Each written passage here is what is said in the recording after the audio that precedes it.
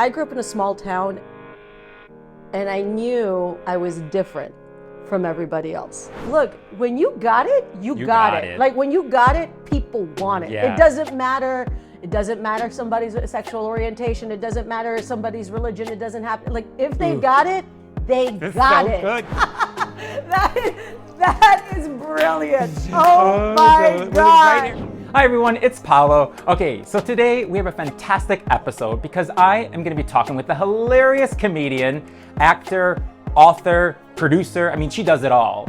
Cristela Alonzo. Now, she made history back in 2014 when she starred and created and wrote her own sitcom on ABC called Cristela. Well, today she's back with her third Netflix special called Upper Classy. I have to say that it is filled with humor and heart, and I can't wait to talk more about it with Cristela herself. Spoonful of Apollo, here we go.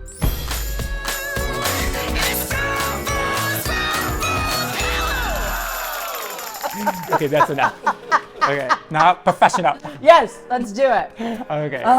Okay. Okay. Oh my God. Okay, we gotta start this, okay? Yeah, let's start. Now we're gonna be professional. Oh, okay. I have to say, Cristela, it is an honor to have you on A Spoonful of Paolo. Really, thank you so much. I am so proud of you. I am excited for you. Upper Classy, your third special, that it is so funny. It is so good. It's full of love and heart.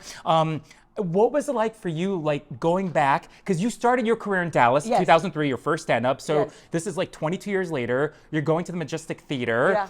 you're walking on stage, you've been through a lot in your career, so what's that moment like? You're walking on stage to film your third special, because I think you taped two shows Yeah. on June 14, right? Yes, yes, yeah. yes. So what was that like? You know, it's always weird how when you go back to places in your life where you were starting out or you weren't doing as well or you were just in a different spot in your life, you go back and for a second you're taken back to that area, to that time.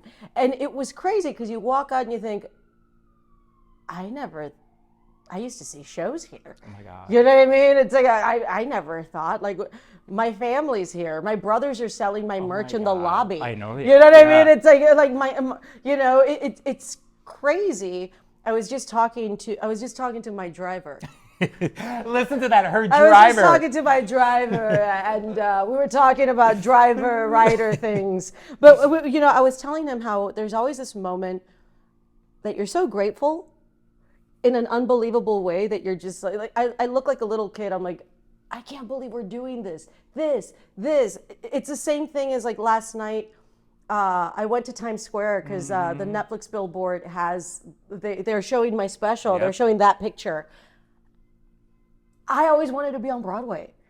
You know, in Times Square, it's just, when do you ever think you're going to do it? It was amazing. I mean, I feel like it was, because I know you didn't get the billboard for Cristela, your TV show. No. But I'm like, okay, everything happens for a reason. I don't know if what's the reason? But then like years later, look, Yes. you see it. For Yes. this special. Yes. It's amazing. You know, and it's funny because like when you don't get things that you think you should get, it breaks your heart. And then later on, you're like, I get why I didn't get it. Yeah. Right? Like I was telling a friend of mine, it's like when people say my prayers weren't answered, I always say, yes, they were. The answer was no. Wow. And once you realize that is a reason. You will find that out later. Wow. You know what I mean? Wow. Everything happens for a reason. When it happens, you're like, I get it. That wasn't meant for me. This is mine. I think it's pretty cool because your friend Steve, I think you've been Yeah. friends with him since 2004. He convinced you to put clips of your specials on social media, which I know, you know, we're not a big fan of social media, but he told you put some clips from your special, and you did that. And then, you know, they've been going viral. Like one of them has like over 18 million views. What did that moment feel like for you to see that people are connecting with your jokes, with you, with your story? Like, because that had to be something really special to say, wow, Yes. you're doing it. You know, it's actually, what was incredible, what I learned, I didn't want to do it because everybody, you know, you scroll and it's like, you're never done scrolling, right? Like you like puppies, oh my God, hours of puppies, right? And it's like with the thing, with what happened there, I didn't want to do it because I was like, well, I came up in stand-up in a time where it was so frowned upon to post jokes of yourself. This is like years ago because when audiences see your jokes, it's like you burn the jokes. You can't do them anymore. It's not like a band. You can go see Toto and like now and you're like Africa, like, you know what I mean, like decades later, right? But like if I do a joke, they're like, we heard it, mouthwash, I get it, it sucked, you know what I mean? So you're kind of like limited. And when I posted it, I actually learned a really important lesson, and it was that nobody promotes you better than you. Which means that like Netflix, they'll post clips, but they hire people to edit the clips. When I posted my clips, I edited my own clips because I knew when I wanted them to start and when I wanted them to end. And that made a difference. Wow. Because that's when you realize like your voice, you're in control, you get to dictate everything. Nobody knows you better than you. And that's the problem I have, is that when people want to, do any kind of press or any kind of marketing, you have to give up some control, but now you realize you kind of don't. Wow. Because social media allows you to, there's no gatekeeping. Wow. There is no gatekeeping anymore. Now you can go straight to the audience, and the audience will tell people, watch this person. It used to be that networks and studios would say, I don't think that people want to see you. And it's like, let me tell you, that says different, Wow. and they gatekeep for the weirdest reason. It's like they could, like years ago, it used to be like, look, years ago when Will and Grace came out, Yep. everybody was like, wait, people like gay people? Yeah. And it was just like, yeah, for hundreds of years. Yeah, I had a cameo appearance on Will and Grace, and I was even me being, I wasn't out to my father, so I was so nervous. But then they gave me a gay role. I'm like, are you serious? It has to be a gay role on Will and Grace? Whatever. He didn't even understand it. They're from Italy, like, oh, bello, mio, figlio mio. Okay, what is so cool about seeing your stories that we all know this, that you grew up in Texas, South, borderline South. We know that you grew up, you and your family squatted in a diner, an abandoned diner. It was the first 7 years of your life. And your mother, there was no electricity, but she had like an orange extension cord plugged into the neighbor. She would give them like $20, $30 a month. She even like worked at a restaurant, got $150 a week, which is nothing to raise 4 kids. And she had like this space heater, and she flip it up to grill food. Yes. And through all of that, you have said that you and your siblings still had some of the best times in this abandoned diner.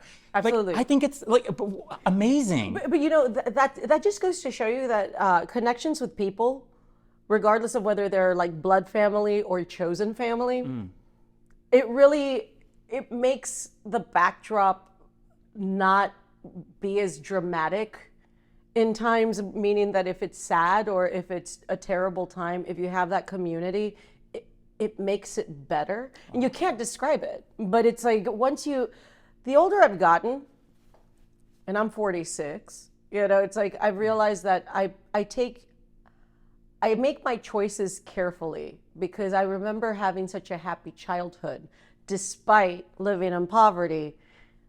And I realized that the relationships I have with my family, that's what got me through it. So as I've gotten older, I try to find that kind of community with people that I consider friends. Wow. Because you want to have that. You want to have, it's weird. Like every Christmas, Hallmark, Lifetime, they'll come out with like 400 Christmas movies, right? There's always a scene where like they're doing this like, I don't know about him, right? And it's just like, I don't know about her. I know, it's like, we're just friends. You know what I mean? And then at the end, I love you. Yes, and I'm like, bitch, you're dating in the most expensive time of year. That's when you're starting a relationship, right? But those Christmas movies, I feel like a lot of them seem to lack that feeling of love that I strive for every day of my life. And it's because of the family that I had growing up.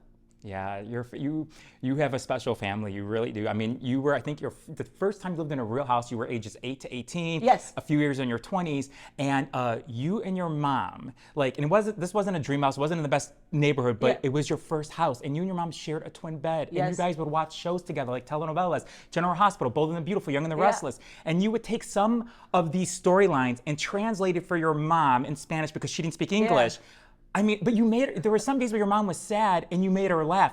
did your siblings, did your mom, did they know how special you were so young? Did they know that, like, okay, Cristela, tú estás muy especial. Like, you got a gift in you, or did they just not even No, know? they didn't get it at all. Like, even when I told them that I wanted to do theater, they were like, ¿Qué cosa? yeah. I don't know, just like... They don't why. Like, you know, like I remember my mom told my grandmother from my father's side, like, that I wanted to act, and my grandmother immediately was like, she's like, Mija, you're gonna be the best villain in every novela. I believe in you. You are gonna be so evil. And I'm just like, why is it that the first thing you thought of is my granddaughter's going to be so mean and evil? I see it in your eyes. You got this. Like, you know, like, no, they never got it. And I was always into it. It's that thing that, to me, the arts always called to me. When I was a kid, A&E used to show arts and entertainment. That's what A&E was for, arts and entertainment. Yep. They would have Sunday with the Arts on Sunday mornings, and you would get to see a lot of shows from like New York, and it was ballet, opera, musical theater, and it was that thing where I just loved it. I loved it. And my family couldn't get it because it was so foreign to what we grew up with. And that's when you realize, like, the heart wants what it wants. And it's that thing where you tell you, like, there was a point where I told my mom, like, I don't get this. I can't describe it to you, but this thing is bigger than me. Yeah. Wow. That's it. And you follow that. You know, you also did follow, because one thing we have in common is that we both were on, oh my God, my favorite soap opera, General Hospital. Ah! You were on in 2015. Yes. Okay. And then I was on in 2005. So I was my yeah. God. But this is so cool because this guy, Nathan, Yes. he died. He just came back on this week on General Hospital. You played a scene with him. And then you were a district attorney, I think, right? Didn't Yes. you? And they named the character after my mom. Was it not? Oh my God, that's so special. Yes. Yes. Oh my God, I love that. They named the character after Natalia, which, like, when I saw it, I was like, yeah, it was Natalia we Rodriguez or something, yes, right? Yeah, we used to watch General Hospital. I know you did. Yes, so, like, I'm like, oh. I'm playing Natalia. This is amazing. Like, full circle moment. Oh my God, it's so special. That is amazing. You know, like you say when you grew up really poor, Yes. your mom couldn't afford a babysitter. Yeah. So you always say that your best friend was your television, Yes. your TV. And you watch shows that literally have changed your life. You know, like Mary Tyler Moore, Yes. The Golden Girls. Yes. In your head, you always said, I was the fifth Golden Girl. Yeah. You watched Knight Rider that was Yeah. dubbed in Spanish.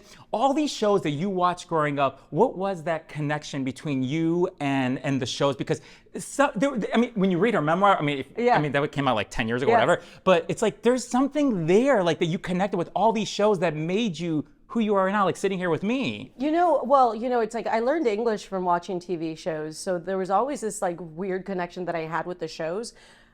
To me, The Golden Girls is one of my favorite shows. I know. And it's like seeing that.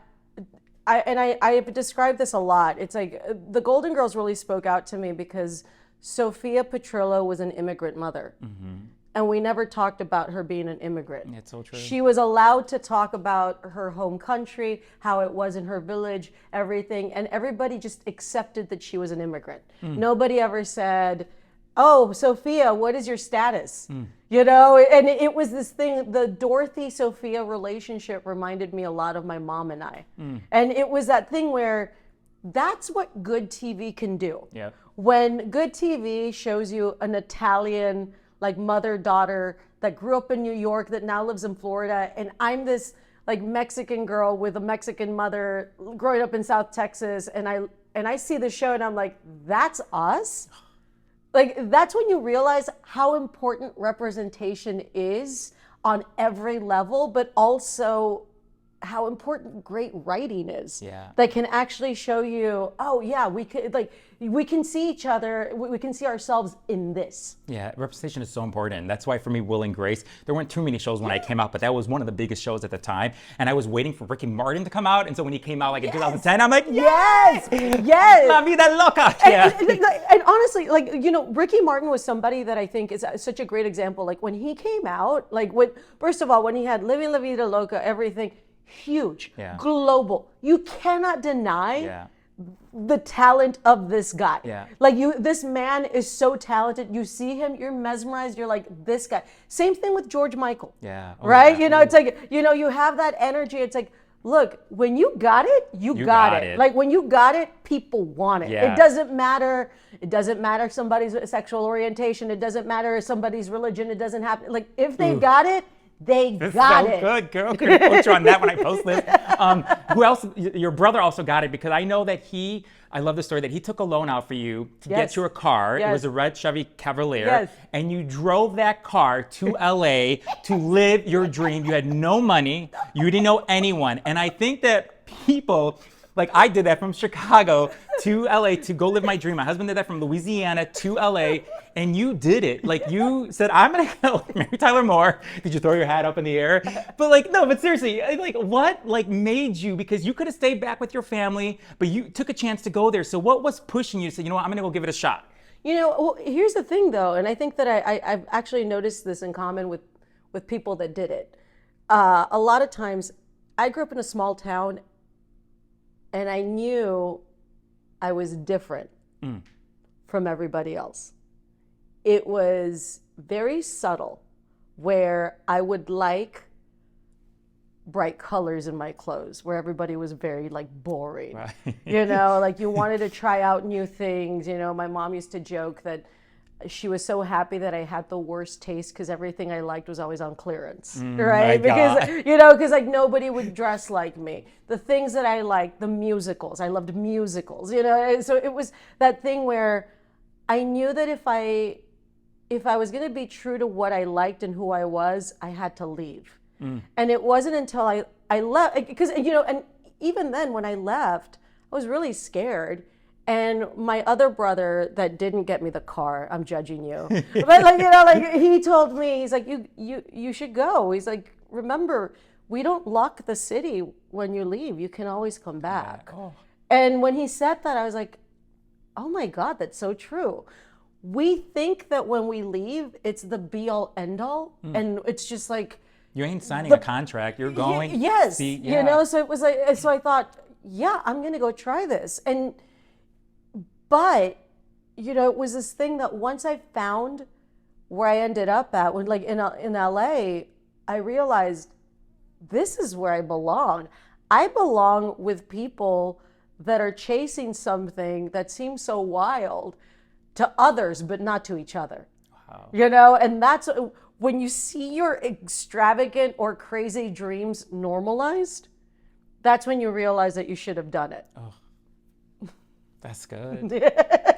Oh my God. And you did that because you worked at Addison Improv. Yeah. You didn't let that fear take over you because you could have gone work at that restaurant, that Italian chain restaurant, but you walked inside, you got that job, and when you saw the first headline, I think it was Mitch Hedberg, when you said, that's what I want to do, but you couldn't do it there because you worked there. So then you called Dean Lewis, and you're like, you got to help me out. You took classes. And you did your first stand-up on Labor Day of 2003. Yes. And you say that when you did that you just knew that was your calling. That's what you should be doing. Yes. What did that moment feel like to know that you doing that your first night and you're like, this felt good? You know what it was? When I was 18, I was in college. I was at a conservatory for theater. And my voice teacher told me that as a Latina, this is in 1997, as a Latina, I could do, if I was lucky, West Side Story and Chorus Line. And then I was done. Wow. Because Hamilton was a decade away, Rent had just started, so they didn't have a lot of roles for Latinas. So I thought, well, this is my dream. And in high school, you know, I went to an all-Mexican high school, so we did plays that we could just be whoever we wanted. My freshman year, my high school did a production of The Diary of Anne Frank. Mm-hmm. All Mexican, right? Which is ridiculous. Right? Yeah, you know what I mean? But it was like that thing where we were taught theater is theater. This is what we do, you know? And me I wanted to be on Broadway. This was the dream I had. And I couldn't get auditions. It was just, I couldn't get anything because back then you didn't have the luxury of Hamilton where you could have the Schuyler sisters be different races and everyone in the audience accept it as that. Back then they wanted everybody to look alike, everybody to be the same tone, everybody, you know, so it was crazy. When I did stand up and I found myself on stage, it took me back to when I was doing theater.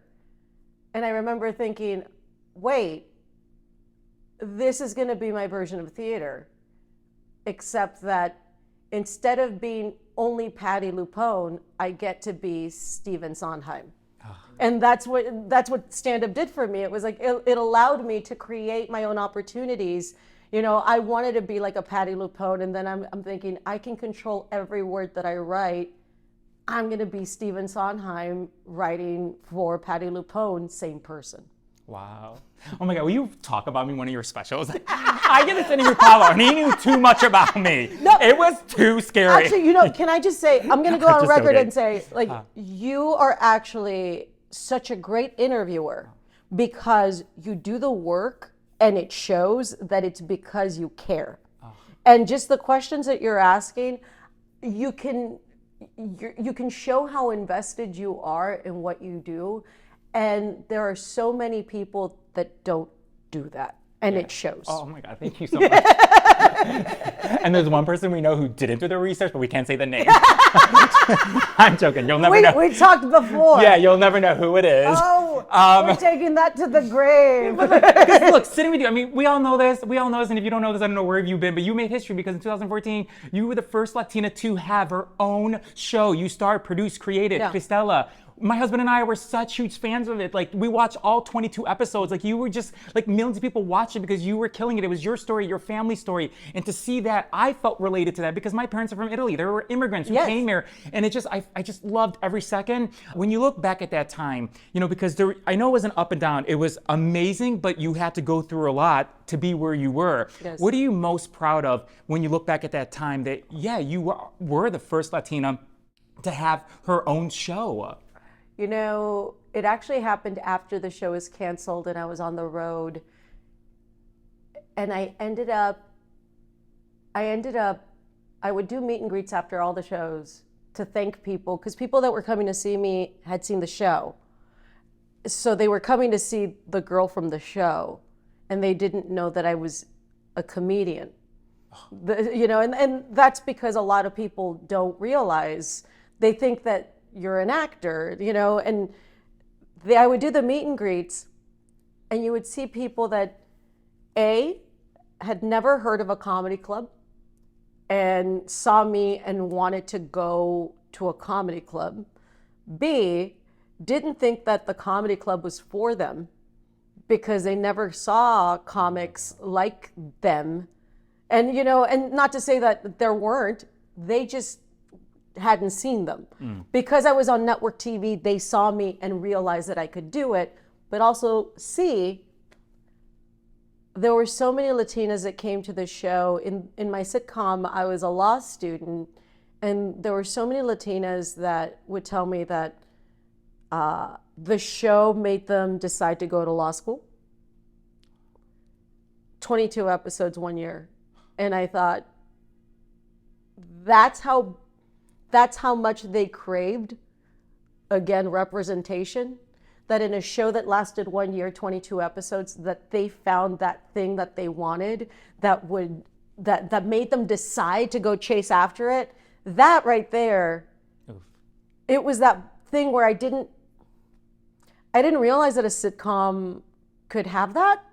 But then at the same time, I started thinking of the shows I loved, right? You know, it's like, I loved Murphy Brown when I was a kid, and she was this smart single woman who just, like, she was powerful, you know? It's like, I used to watch A Different World, you know, and that's when I learned about, like, black colleges. Like, I didn't know anything about HBCUs. It was, to me, growing up in a bubble as a Mexican, like a Mexican American in a Mexican, like, neighborhood, I was so unfamiliar with so many different communities that I was so excited to meet them.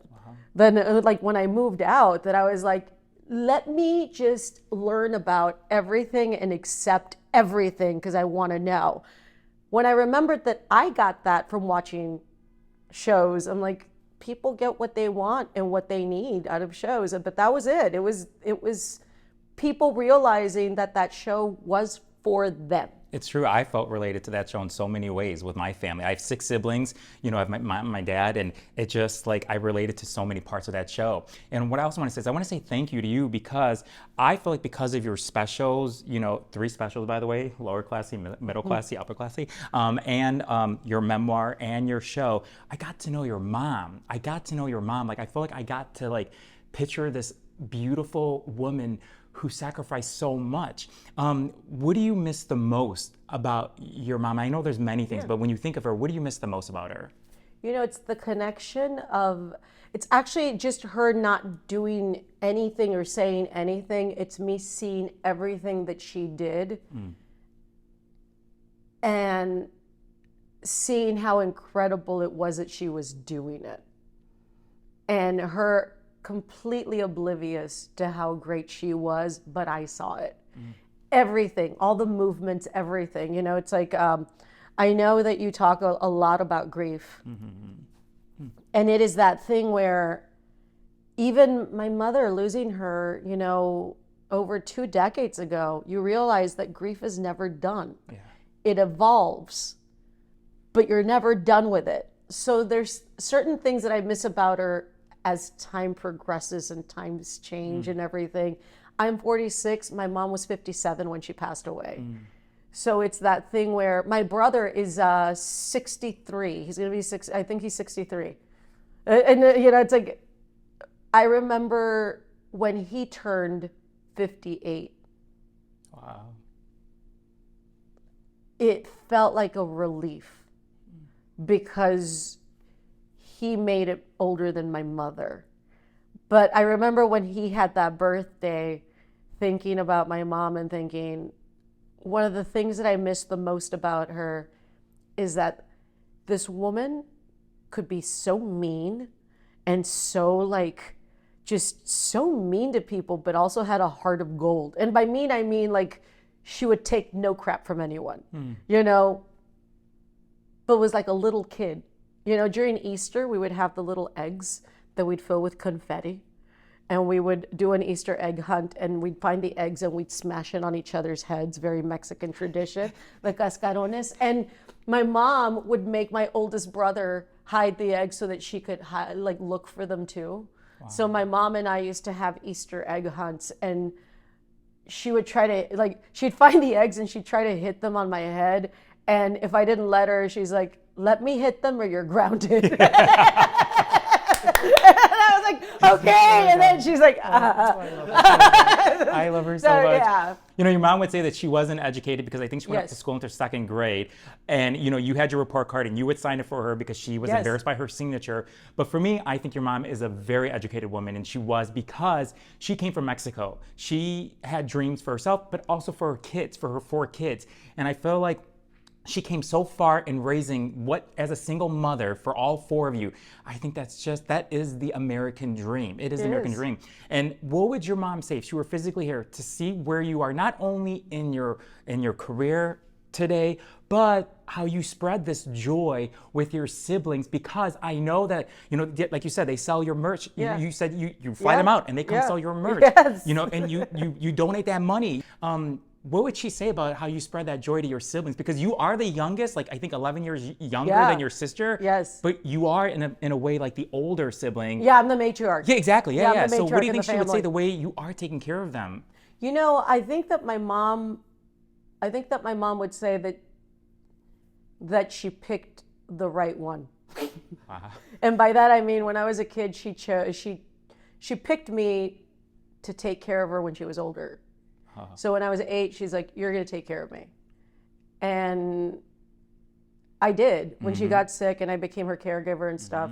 What she didn't realize was that when she chose me, I actually chose to learn how to care for everyone. So when my mom passed away, I was really concerned about my siblings being okay. And my entire life. This is really fun. I love that I get to do all of it. This has always been the dream.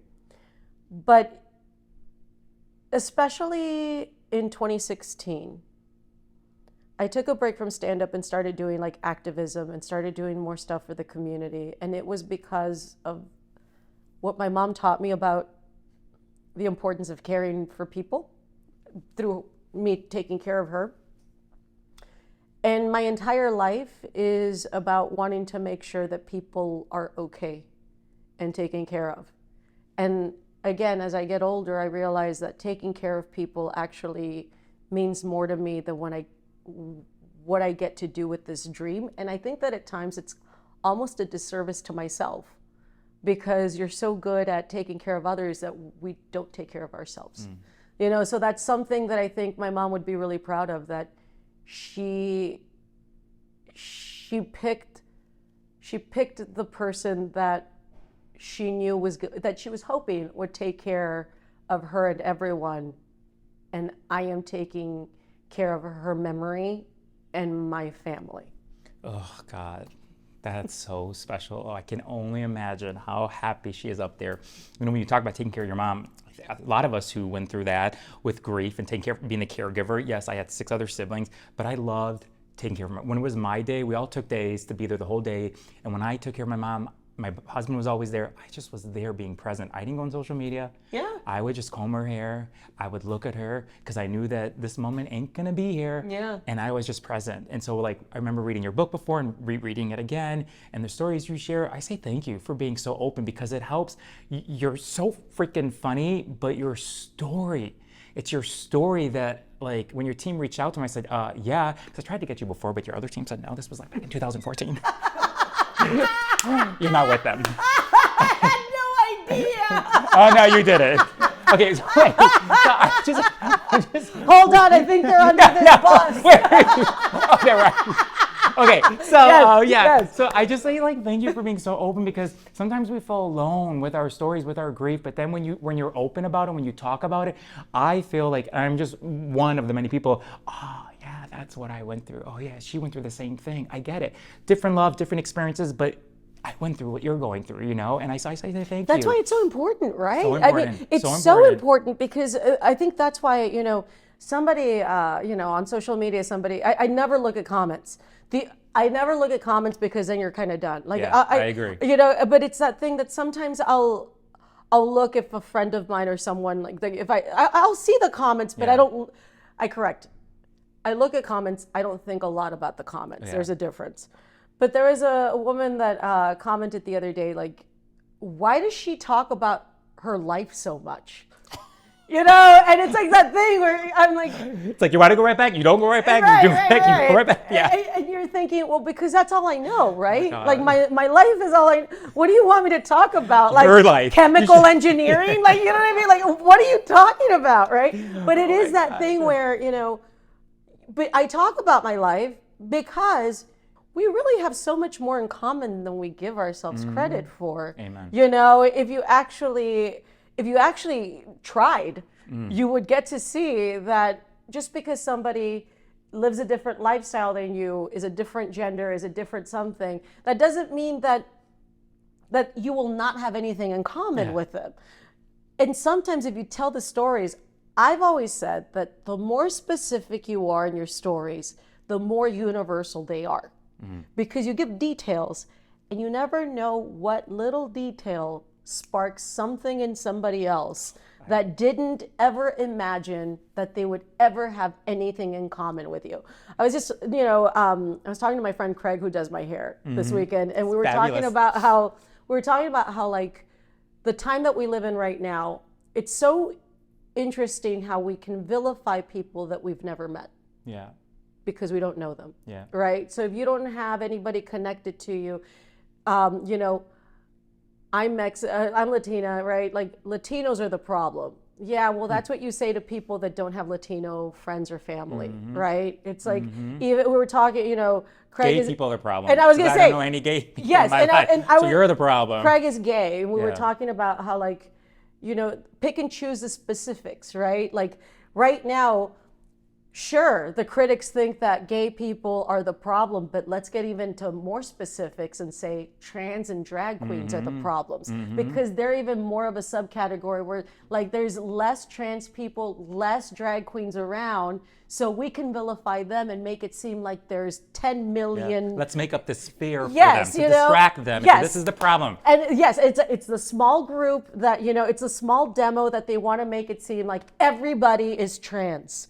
Everybody is a drag queen. And it's like, no, they pick specific groups to make the bad people because they're counting that you don't know any of them. Exactly. This is my last question. I was just thinking as you were saying this, your comedy special, like, it's so funny. It's like, first of all, you look fabulous. I love anything that has like sequin, glitter, sparkly. As soon as you came out with that jump, I'm like, okay. But it's so funny, but you also touch on in such a smart way, clever way, and what's happening with our country today. And I thank you for that. I thank you. When you see that this current administration is, attacking comedians and the press, what does that do to you? I'm just curious, because we've seen it the last couple weeks, especially what's happening. Yeah, I think that if you belong to a group that is under scrutiny all of your existence, you build up a fearlessness where you don't care because you're so used to it. And when you're so used to being disregarded or discounted by people, you realize that it doesn't faze you after a while. My mom used to have this saying where like somebody would be mean to her and she's like, I've been hated by better people than you. Wow. And it's like you have to pick and choose who this, what to be angry about. And I'll tell you, it's like with this current administration, with like the immigration raids, right? In the 80s, we had immigration raids in my hometown because we were a border town. And so the ICE raids now are familiar. Mm-hmm. And that's why it's important to tell people, I've gone through this before. Mm-hmm. This is not the first. And, and it won't be the last. Yeah. And it's like, that's why you have to pick and choose what, you have to pick and choose to be vocal, Speak to up. fight for it. Mm-hmm. You have to, Mm-hmm. But also you can't let it drown you Yep. in your life, And with this current administration, it's like, look, there's people that, I did some jokes, I did some things, and they were like, do you want to say that? And I'm like, yeah, because if I don't, then you're saying that you're okay with it. Mm-hmm. But honestly, the attack on the press, on comedy and stuff, it's like, it's so pathetic to me to go after people that state their opinions because you don't like it. Then, bitch, why are you president? Exactly. Like, you know what I mean? Like why are you president? Exactly. You are like, my God. Ooh. Like, you cannot be loved by everyone. Yeah. Anyone that you think has critics or people that don't like them. Yep. Everyone. Yep. Tom Hanks. Yep. No one. Even if you're religious, not everyone likes Jesus. Yeah. Not everyone like. Exactly. There's always people that don't like, what it is. It's like. That's why we live in America. Yes. Different backgrounds, different views. Everybody Yes. comes from different places of the world. It's yes. okay. We're not all the same. We don't need the 10 commandments in every school and in the public schools. Like, Yes. we can be who we are and be okay with it. It's about choice. It's about Exactly. free will. It's about your choice. Or else we have to admit that what we were taught about this country is crap. It's not true. Everything that we went to school with, the tests that we took about what this stood on, this is all for nothing. This is all just, case by case basis and see what this one believes in. And it's crazy to think that we live in a time where now we have to be like, did I learn it right? Yeah. Does the American dream exist? Yeah. Are we allowed to be happy? Yeah. Are we ever allowed to be happy? Are we ever allowed to have any kind of joy in our life? Or do you want us miserable because it's easy to break miserable people? Girl, I just think we're on The View right now. You know what? Yeah, I know, but with no This is commercials like our hot and more topic. sass. Yeah, More sass. I'm Joy Behar. You can be sunny. Okay. I'm Whoopi. Patrick and I Patrick and I were thinking, because now that you did upper classy, girl, you got lots of money now. You rich. You are rich. I'm like, what's our next special going to be? So I'm like, oh my God. Patrick came over. He's like, we know what our next special is going to be. You're going to be on a jet with Katy Perry. Thanks to Jeff Bezos. Oligarch classy. Oh my God. We don't want, I'm going to make this clear. We want no money. We want no profits. But this will be your next special. This is going to be your next special, okay? So I want That's hilarious. I mean, now I need to do it in the moon. That is brilliant. Oh my God. Right here as we give you something. So we got a few things for you. First of all, to stand with you and to support you. This is for you, okay? We stand with you and support you. Ooh. Okay. Ooh. That is for you. Oh, what a great shirt. And then we are ending it with something special for you. So I know that you donate a lot of your money, Yes. a lot of money from these shows you've been doing. So because I wasn't able to attend those local shows, I'm like, well, Patrick, we got to still do something. So we're going to donate, okay, $500 to the Immigrant Defense Law Center, okay? In honor of you, Oh because my we God. support you, we believe in you, and we stand with you. A Spoonful of Apollo stands with you. Oh my God. Okay. Thank you so much. Yes. That's incredible. Yes.